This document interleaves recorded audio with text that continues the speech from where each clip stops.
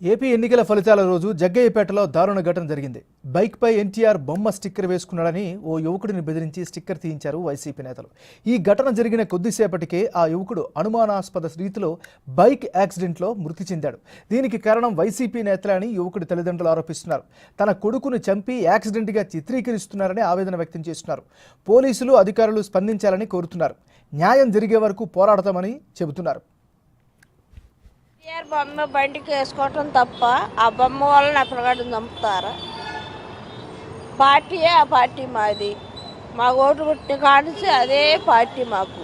ఎన్టీఆర్ బొమ్మ వేసినందుకు ఎన్టీఆర్ బొమ్మ గీరిచ్చి నా పిల్లగాడిని చంపారు.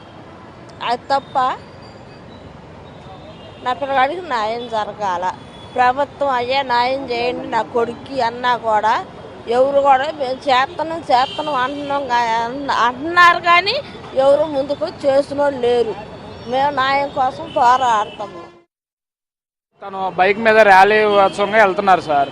ఇతనికి కిరాయి తోలిన డబ్బులు రావాల్సి అతను నాగరాజు వ్యక్తికి ఓనర్కి ఫోన్ చేస్తే మేము మందు ఆగుతున్నావురా నువ్వు కూడా వచ్చి జాయిన్ అవ్వు అన్నారు.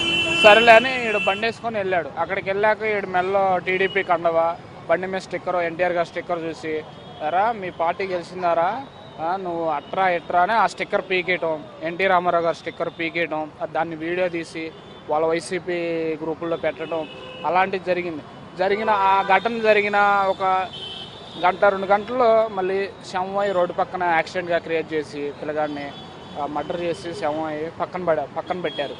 తర్వాత ఏంటి అలా జరిగిందంటే వాళ్ళ వైసీపీ నేతలు కొంతమంది అగ్ర కులాలస్తులు కొంతమంది కలిసి దాన్ని యాక్సిడెంట్గా చిత్రీకరించి అక్కడ రూరల్ ఉన్న ఎస్ఐ గారికి కొద్దిగా చేతివాటంగా చూపించి అక్కడ పనితీరు వాళ్ళ లెవెల్లో జరిగిపోయింది.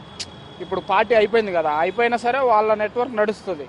12వ తారీఖు ప్రమాణ స్వీకారం, అప్పుడు దాకా వాళ్ళ హవా ఎంత ఉందనేది పెద్ద పెద్ద నాయకులకి ఇలా జరిగిందని వాళ్ళ కేసుని కప్పిపుచ్చి వీళ్ళు ఏం చేయలేరు, వీళ్ళు దళితులు పేదవాళ్ళు వీళ్ళకి పోయి పోరాడే అంత శక్తి లేదులే అని కేసుని కప్పిపుచ్చి ఈ తల్లిదండ్రులకి కడుపు కొత్త తీసుకొచ్చారండి.